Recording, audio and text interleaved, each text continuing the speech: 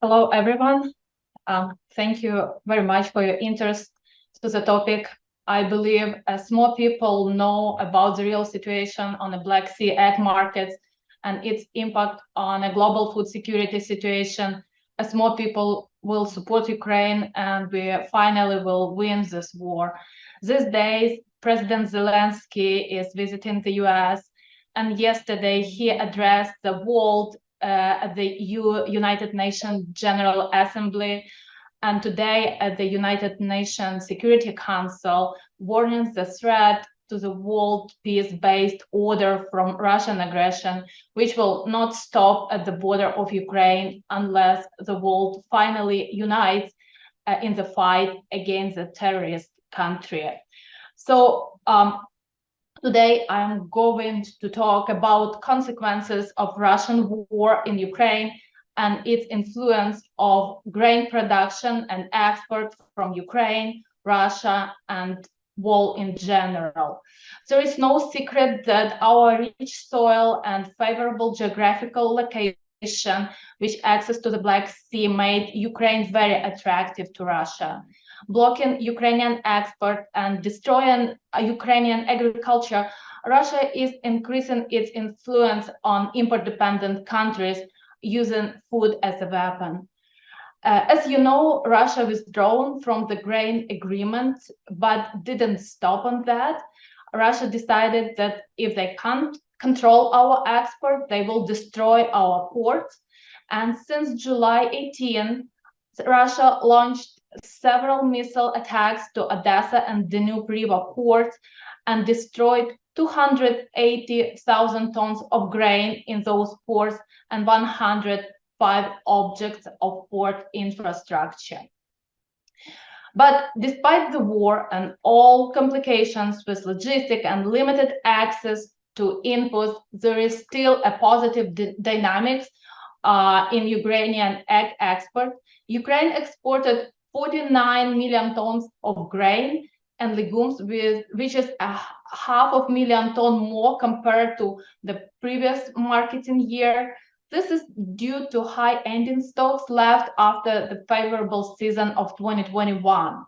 At the same time, if we would compare August of 2022, when grain initiative started, and August 23 after its termination, the amount of export is pretty close. And it means that Ukraine increased significantly its exports through alternative routes. But unfortunately, it's still not enough. To move out of country all our new harvest, we need to export monthly up to 5 million tons of grain, like we did in February or March. So as you can understand, grain is our main export, several times more than any other commodities. Monthly dynamic of crop export directly reflects the performance of the Black Sea Grain Initiative, which started in August and ended recently on July 17th. So each drop in the graph corresponds to another sabotage by Russian inspectors. Totally, since the beginning of the war, Ukraine exported almost 35 million tons of corn, more than 20 million tons of wheat, and more than 7 million tons of sunflower oil. Unfortunately, there is a significant drop in corn since August, when for the first time wheat export exceeded corn export. This happens because our last harvest was almost twice less than in previous year, and our corn export was pretty extensive. So now we have very low ending stocks of corn, around 2.4 million tons. I believe the situation will change as soon as we finish harvesting corn. We already started to supply new wheat harvest on the market, but not corn. And I really hope farmers will be able to harvest corn by the end of this year, not like last year. So the highest export from Ukraine was in March 23 after the end of the late harvest of corn.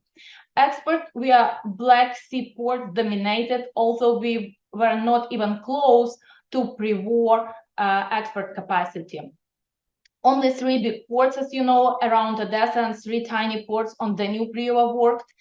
And as a result, railway became very important road for Ukrainian grain.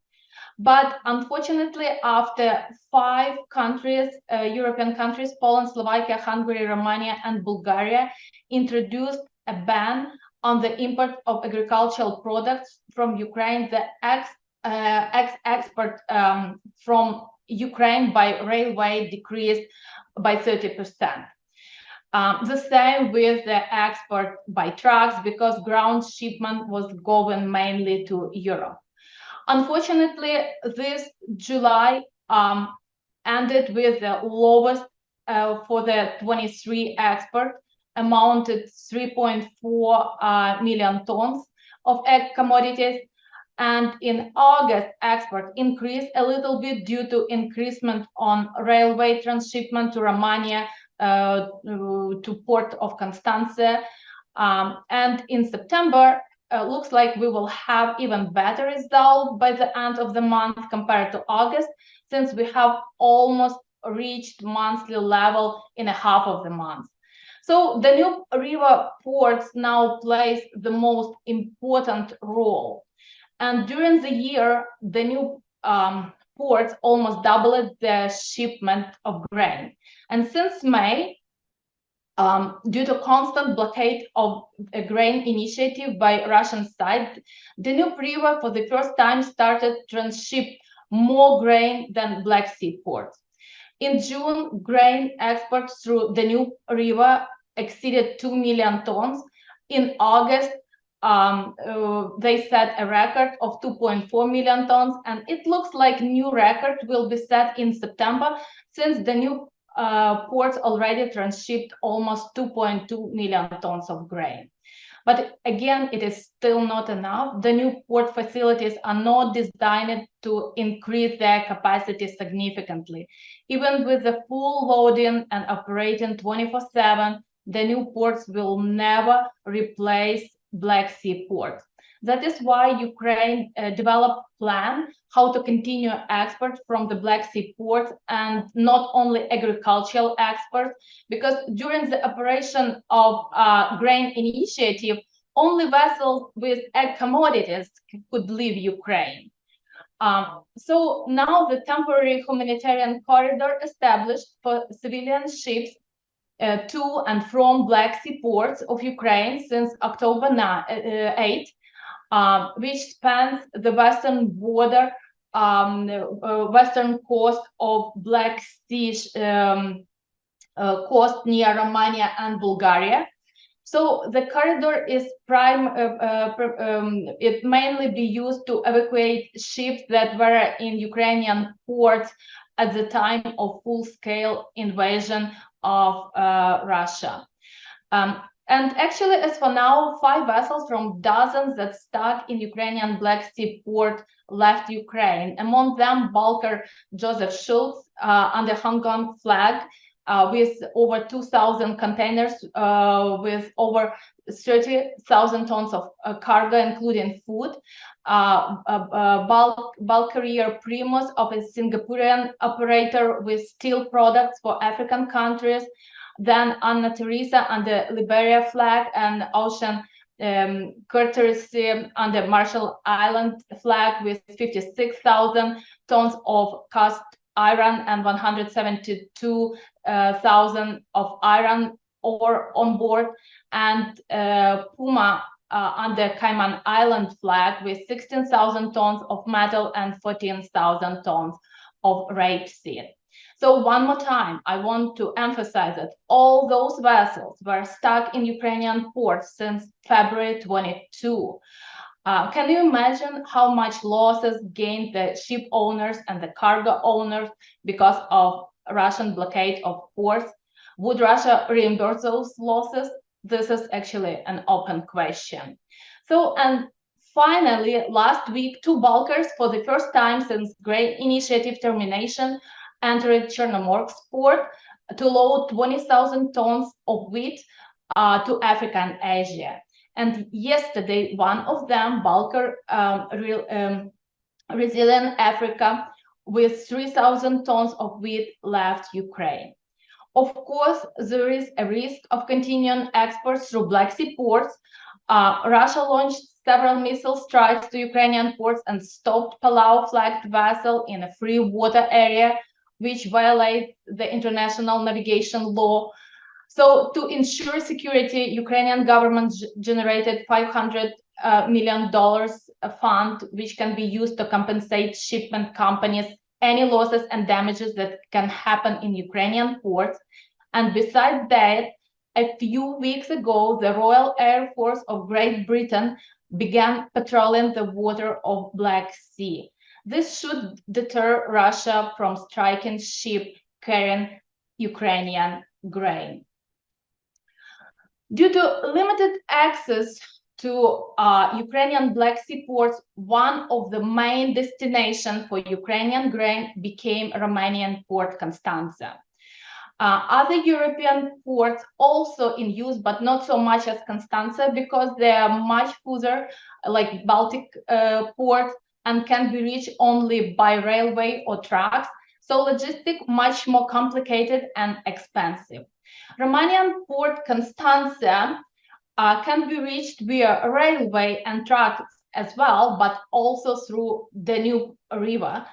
And not only from Ukraine, but also from Moldova.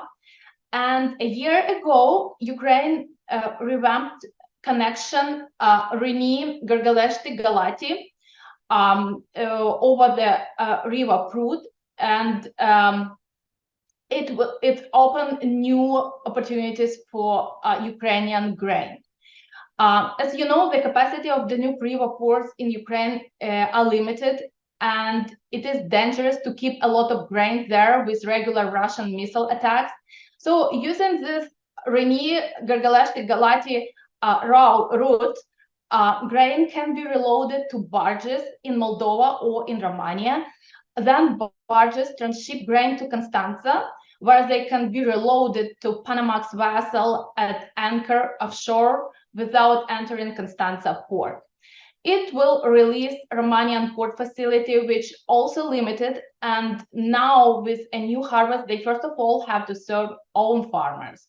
And actually, the holding cost for Ukrainian grain in Constanța is higher than for European, which they explain with extra work that need to be done with all documentation.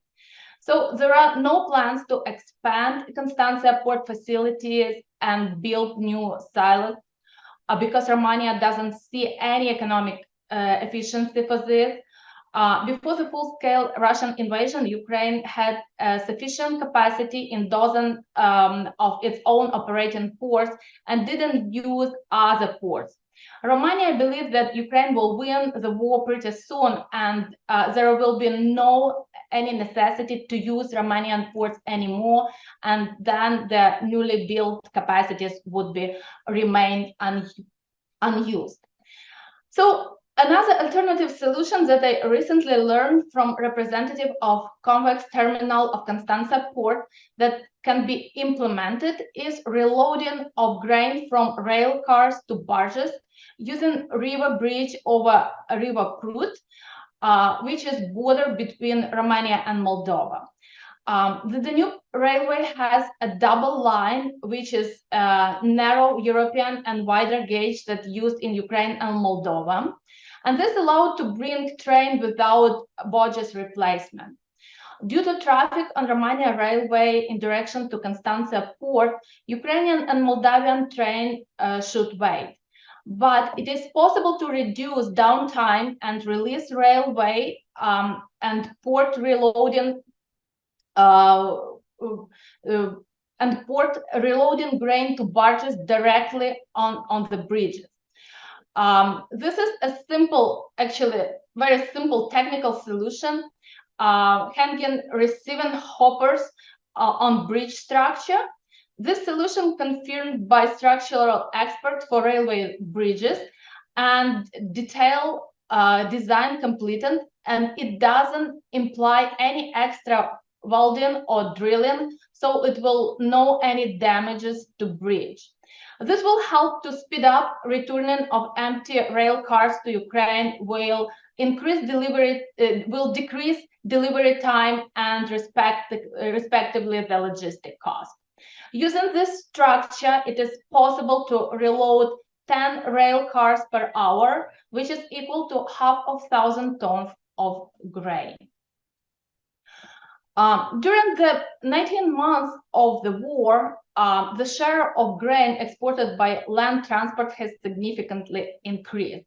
And railway transportation to Europe is actually became one of the perspective direction to develop. Unfortunately, there are many issues like different truck gauge, limited capacity of the border crossing, limited throughput capacity of the railway system in Europe, and a significant number of custom documents that needed to be processed, especially after introducing a ban of Ukrainian grain export to 5 European countries. So, as you know, they introduced the ban, but they allowed a transit. So to prove that grain is going for transit, carriers has to present tons of documents showing all supply chain from the producer to the final customer. And sometimes it can be dozen invoices and contracts that need to be presented in multiplied paper copies. This slowed down very much the custom clearance process. As a result, railway doesn't use its full capacity. As you can see from the table, only 82 rail cars with grain from 200 possible were delivered to Romania in August, 32 from 316 possible to Moldova. So I hope this situation will change. Since September 15, European Commission ended ban on Ukrainian grain import, but actually 3 countries, Poland, Hungary, and Slovakia, announced that they will introduce their own bans on the import of Ukrainian grain after the decision of European Commission to allow the sale of Ukrainian grain on the territory of the EU. So after that, Ukraine filed a lawsuit with the World Trade Organization against Poland, Slovakia, and Hungary due to their refusal to lift the ban on Ukrainian agricultural products. And this is actually sad because that is our friends, and they really help us a lot with all our refugees and supplying all humanitarian and military aids. But their farmers make several protests, and they don't understand that all destabilization of the European market is not due to only Ukraine. From one side, Russia manipulates grain market having its significant share. On another side, Ukrainian grain is of course much cheaper due to very complicated logistic and high uncertainty of fulfillment of contractual obligations and unwillingness of buyers to take a risk. So at the same time, the artificial restriction of Ukrainian export is very beneficial for Russia, which is a competitor of Ukraine and Europe on the world grain market. And there are no bans on the EU market for Russian grain import, actually. So reduction in Ukrainian grain supplies means an opportunity for Russia to earn more money for the war against Ukraine. Diversification of transportation affected the geographical structure of Ukrainian export. Egypt and Indonesia were leaders among buyers of Ukrainian wheat before the war. Unfortunately, export to those countries in 2022-23 decreased by 4 times for Egypt and 6 times for Indonesia. At the same time, being a negotiator of grain initiative, Turkey had a priority of receiving grain first and for lower price. And from pre-war time for now, Turkey increased wheat import from Ukraine by 5 times. Bangladesh returned to their pre-war amount, but many African countries and Middle East countries do not get their grain as usual and move lower in Iran. However, Ukraine has become a main supplier of wheat to the US, but such deliveries are mostly forced and the bulk of the volume is still intended for the re-export. Moreover, European Union is traditionally a competitor for Ukraine on the world market, but now, as you understand, the market is oversaturated. Difficulties with logistics reduced Ukrainian wheat export to our traditional partners. It increased food security issues in import-dependent countries and forced them to search for other suppliers. If before the war, Libya received 45% of imported wheat from Ukraine in 2021, in 22-23, it decreased to 5%. Pakistan had 39% from Ukraine, and now it's 0. Indonesia had 26% of wheat from Ukraine, and now it's only 5%. In terms of geography of corn export, China is still our biggest buyer, but Ukrainian export to China decreased for almost 40%. Spain and Italy were our main importers, among our 10 main importers of corn, but currently their share increased more than twice. Also, many other European countries appear on the list. Again, it is for change in the geography structure due to limited export capacity through Black Sea ports. And significant part of this grain will be reused for export within, which also makes additional pressure of world prices. On the barley market, we completely lost China market. Instead, we can see that Turkey almost several times increased their import from Ukraine. Instead, what I can see from Russian statistics, China almost tripled their barley import from Russia in 22-23 compared to 21-22, which is actually easy having the land border, but it's still 3 times less than Ukraine exported to China in 22-23. And again, significant share of Ukrainian barley has been sold to European countries, mainly Romania and Spain, and again, this would be sent for re-export. Russian withdrawal from grain initiative increased food insecurity again for import-dependent country and provoked another wave of food inflation. World prices for grain immediately increased for 17%, but after Ukraine announced opening of humanitarian corridor, prices started slightly decrease. Now we can observe again some increase in prices, but not for Black Sea grain. Ukrainian milling wheat was the cheapest and been traded lately for $203 per ton, less than $40 in general compared to world prices. This actually makes Ukrainian wheat attractive to millers who would rather buy cheaper Ukrainian wheat than more expensive from own farmers.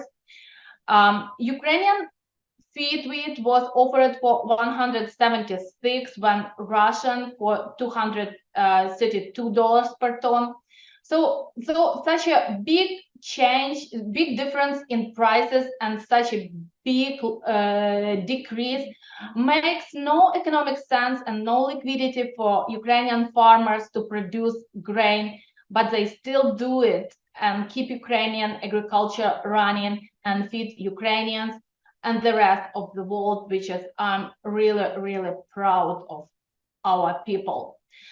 Similar situation is on corn and barley market. Prices increased during July, reaching the Russian reacting to the Russian withdrawal from grain initiative, but decreased since the beginning of August. And now we again can observe some increase. Ukrainian corn being traded for $194 per ton, $50 cheaper than Argentinian, and $30 cheaper than American. Since July, the Black Sea barley market has seen a huge price drop.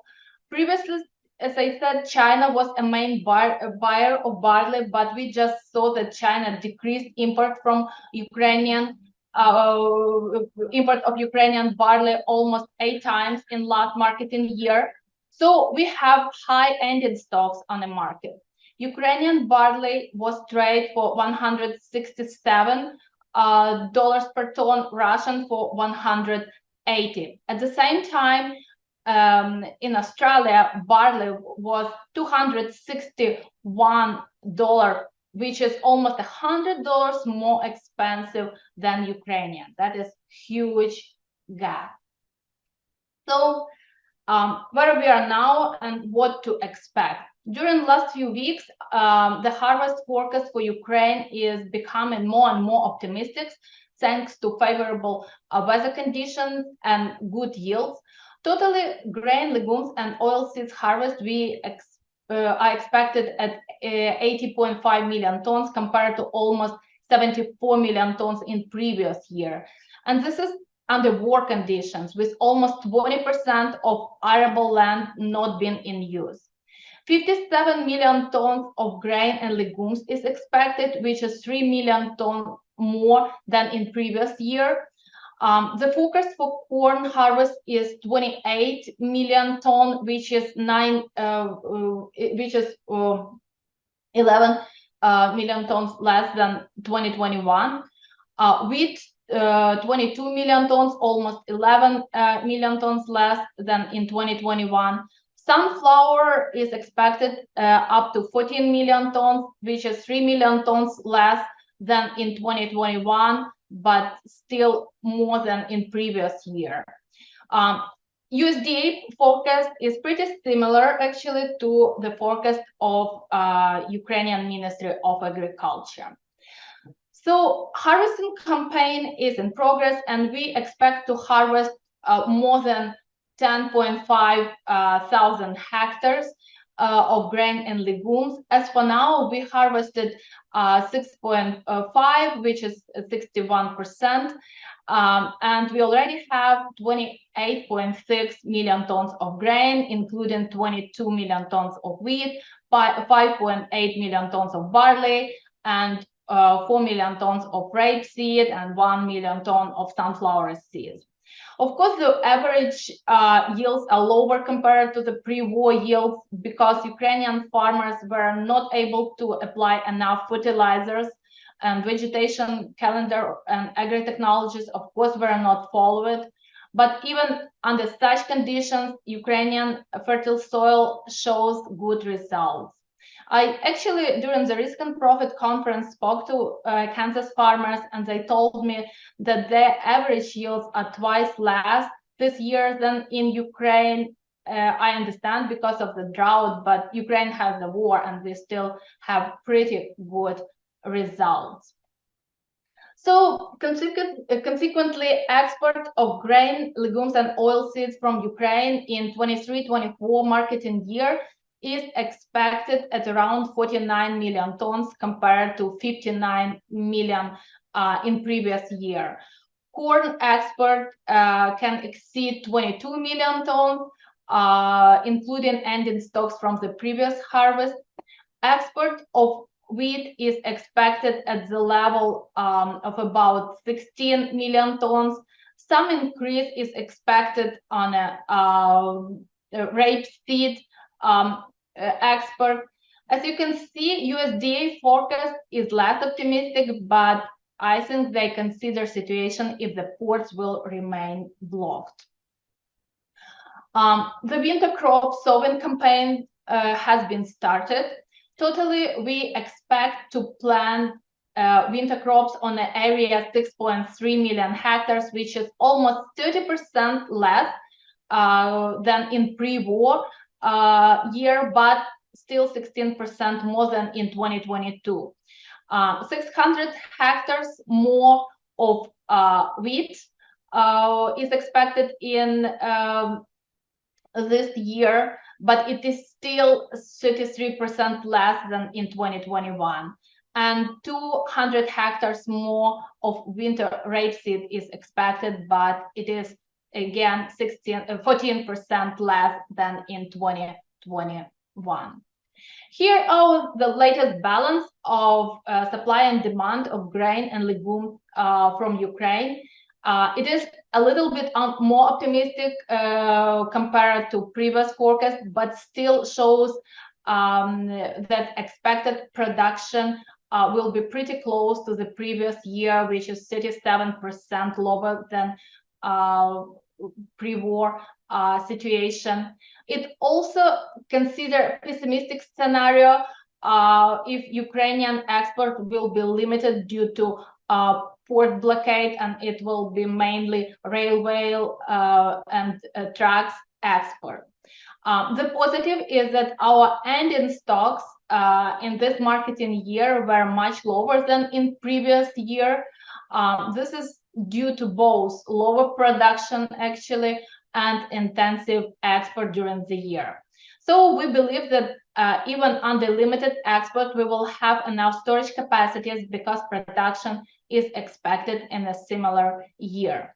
By the end of the next marketing year, we expect that our ending stocks will twice higher than this year. We also expect higher grain consumption because of fodder grain. We try to restore lost livestock, and there are some government programs to help farmers. So how decrease of Ukrainian production and export influence world situation? I will not talk much about this, and will leave this part for Dan O'Brien that usually do presentations about world situation, but just few words that world production and consumption of grain is pretty tight almost all the time. And since the beginning of the war in Ukraine, the world production of grain was 24 million ton less than consumption, where 20 million ton is grain that usually would produce in Ukraine, and that was decrease of grain production in Ukraine. So it was necessary to use ending stocks to cover this deficit, and as a result, world had the lowest ending stocks in 2022-23 amounted 768 million tons. Next year, the increase in harvest is expected that can cover the gap in between production and consumption. But don't forget that world population is growing constantly and society needs more and more food. So export will higher, and we will have the lowest level of ending stocks ever. Situation on the wheat market is the most critical compared to other grains. Production for several years in a row is lower than consumption. It leads to the gradual decrease in ending stocks. And next year is going to be even worse. the next marketing year, we expect lower production for 8 million tons, 11 million tons less in export, and the lowest ending stocks equal 258 million tons. And this could be easily covered by Ukraine if Russia wouldn't come to our land with the war. To eliminate Ukrainian grain shortage on the market, other countries are trying to replace Ukraine. India is expecting a significant increase in wheat production for 10 million tons. At the same time, Australia is going to have 14 million tons less, and some increase in harvest is expected in Argentina and the US. So USDA estimates decrease in Russian production to 85 million tons, while Russian Ministry of Agriculture is more optimistic, and we will talk about this soon. Even China and EU are the largest producers of wheat. The biggest exporter is Russia, and its share is growing. Russia is going to have almost a quarter of wheat market this year. This is a pretty large share that allows manipulating with the market supply and prices. EU is planning to increase export for 3 million tons, which includes re-export of Ukrainian grain. And talking about import, last year EU and Turkey were the largest buyers actually of the wheat after China. This year, China, Egypt, and Indonesia are continuing to grow their demand, but Turkey planned to buy 3 million tons less because they bought this year more than enough of cheap wheat from Ukraine and Russia, being grain initiative negotiators, and their ending stocks are pretty high. Similar situation with European Union. Their market is oversaturated with Ukrainian grain, and they also have good harvest, so they're going to import 5 million tons less. Situation on the pork market is more optimistic. Even in 22-23 marketing year, World had lowest ending stocks and pretty low export. Next year, we expect the 5% growth in production, and this will help to increase both export and ending stocks. As I said, Argentina is expecting increase in corn production this year up to 20 million, and US up to 36 million. But unfortunately, Ukraine lost a third of its pre-war corn production, and we moved from 6th positions to 7th. But Russia will have just a million ton of corn less than usual, but Russia actually is not the biggest exporter of corn in the world, so it cannot replace Ukraine. So the biggest exporter this year is going to be Brazil, but Ukraine will still, even with a lower production, will still remain on the 4th place. So now a few words about situation in Russia. Last year, Russia announced extremely high harvest, much higher than their average and more than had been reported by USDA. Of course, everyone understands that this difference is stolen grain from Ukraine. This year, they expect, obviously, their average harvest, but they already included Ukrainian occupied area in their forecast and said that they will have around 130 million tons of grain and legumes, including 91 million tons of wheat, 15 million tons of corn, and 23 million tons of barley. As for now, they reported almost 120 million tons being harvested, including at least 7 million tons from Ukrainian territory. They are even not shy to talk about stealing Ukrainian grain and using it for their own purpose, and you can read this in their statistic. Russia expects to plant 20 million hectares of winter crop, and they already started, and almost 8 million hectares were sown so far. Export of grain from Russia is expected at 60 million tons. This is according to the Ministry of Agriculture in Russia. And this forecast includes 49 million tons of wheat. So Russia all the time complains that their egg export is limited. But as you can see from this graph, it's not true. There are no sanctions on egg export from Russia, and their export during last marketing year was pretty consistent compared to previous year, and their total was higher, especially for wheat, including export of stolen grain from Ukraine. And after withdrawal from grain initiative, Russian export increased significantly. Unfortunately, many countries are import dependent, and they will continue to buy grain from Russia, and Russia will continue to blackmail them using wood as a weapon unless the world finally unites and stop it. But Russian export geography changed a lot. Many countries stopped collaborating with Russia, but mainly only friendly, like they say, countries increased their import of Russian grain.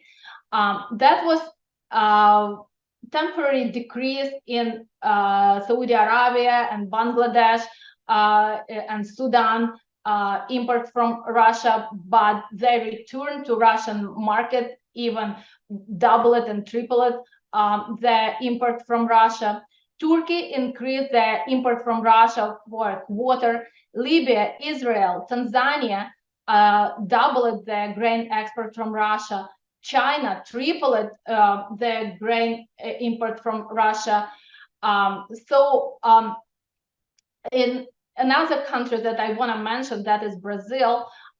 In 21-22, Brazil had only 27,000 tons from Russia. United Arab Emirates had 36,000 tons of Russia, and Mexico had only 58,000 tons of grain from Russia in 21-22. But in 22-23, they had over 600 tons of grain each. So current marketing year started very successful for Russia. In first 3 months, they exported a third of planned amount of grain for export. Last year, they exported the same amount during 6 months. And we can see the biggest buyers of Russian wheat, that is Egypt, Turkey, Algeria, Bangladesh, Saudi Arabia, Kenya, Libya, Brazil, Yemen. And I want to mention that Russia only sells their wheat. They never deliver it wheat as a humanitarian aid like Ukraine did. Only last year, Ukraine supplied with the World Food Program 725,000 tons of humanitarian grain to Ethiopia, Yemen, Afghanistan, and other poor countries. After the grain corridor termination, trying to seem like benefactor, Putin at Russian African summit in July promised that the next 3 or 4 months he will provide to Burkina Faso, Zimbabwe, Mali, Somalia, and the Central African Republic and Eritrea with 25 to 50,000 tons of grain free of charge. Never happened yet. But now Russia is negotiated new grain corridor with Turkey and Qatar, where Turkey guarantees passage through Bosphorus Strait, and Qatar will pay for grain that would be delivered from Russia to Africa. So even Russian grain export was not lower. Russia accumulated almost twice higher ending stocks to the end of 22-23 marketing year compared to previous years. And this is why Russia complains that they can't export enough. They can. They just didn't export what they stole, let's say. Um, so, and this is obvious that many countries refuses to buy grain from Russia, and that is why they want more and more to lift some sanctions, because they need to move accumulated grain out of their countries. And since the world balance of supply and demand on the wheat market, we understand that Russia can continue to make pressure using this argument. And at the very end, I would like to give you some other thoughts why Ukraine is so important to Russia. And this is not directly related to agriculture, and I think that is more close to what Greg is going to talk about now. One of the reasons for constant pressure on Ukraine from Russia that Ukraine is not self-sufficient in natural gas production. In 2013, the share of Russian natural gas import to Ukraine amounted 92%.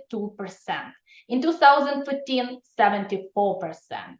But since November 2015, after Russian invasion to Donbass and Crimea annexion, Ukraine stopped buying gas from Russia.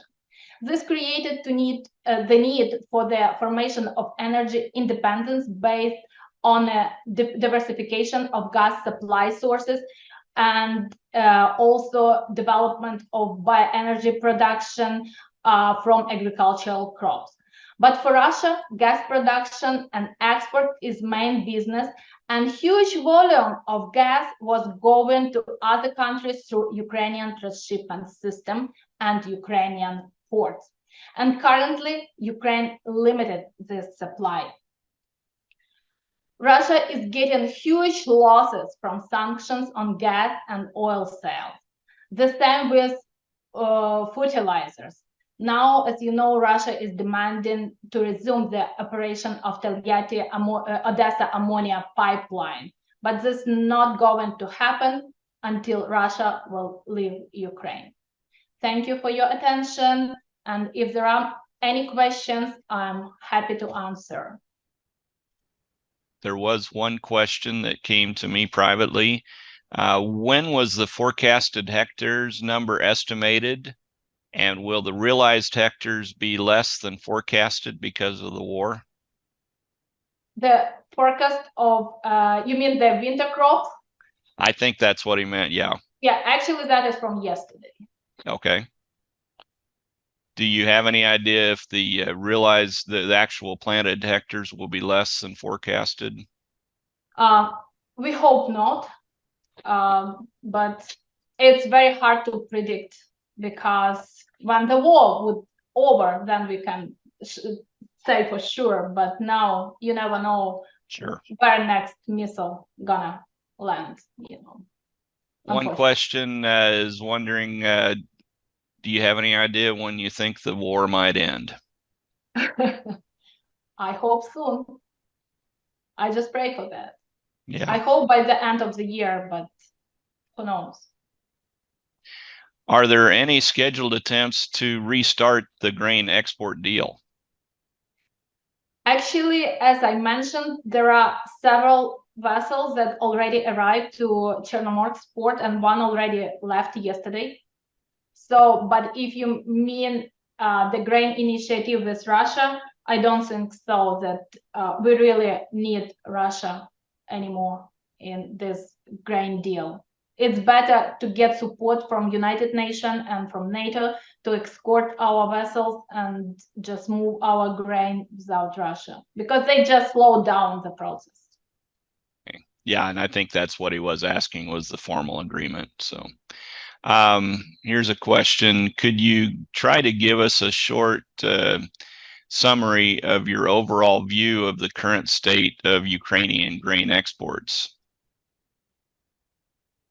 It was actually on a slide, on the first slide, how much we already exported. We already exported more than 5 5,000 tons of grain, or 5 million tons of grain, I'm sorry.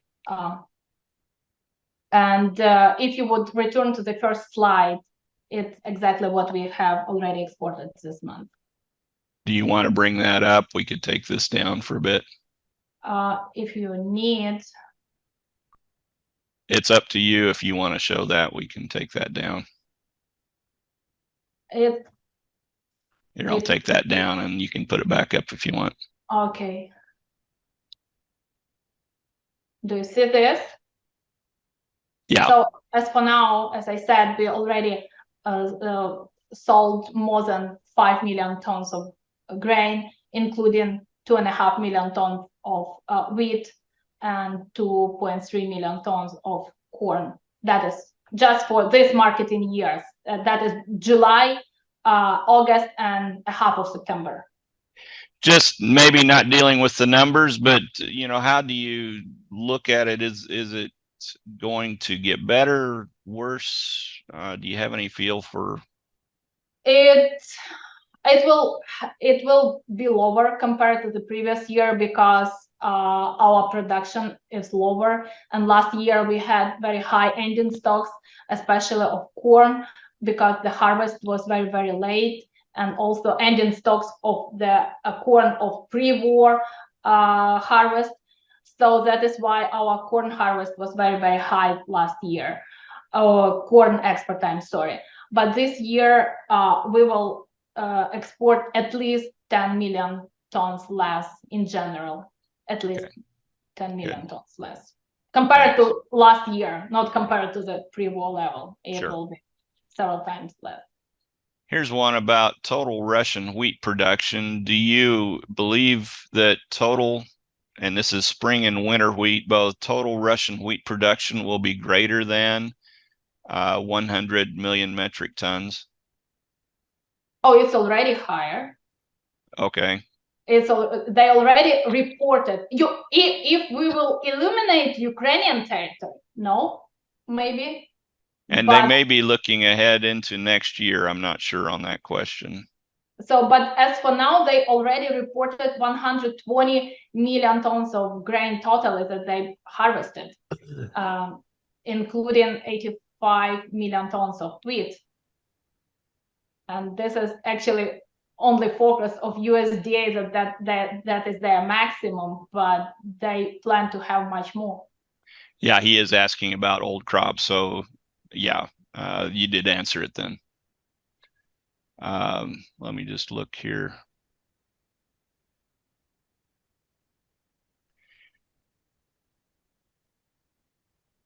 And he noted that the U.S. WASDE report has it at 85 million metric tons, which he thinks is low. Yes, so I think that is much lower than, I mean, it's lower than Russia gonna report. Let's put this way, because they gonna report wheat and all grain that they harvested not only from Russian territory, but also that they would harvest or steal from Ukraine, and it will be a much higher level. So they gonna have at least 90 or even 95 that they gonna report. Mm-hmm.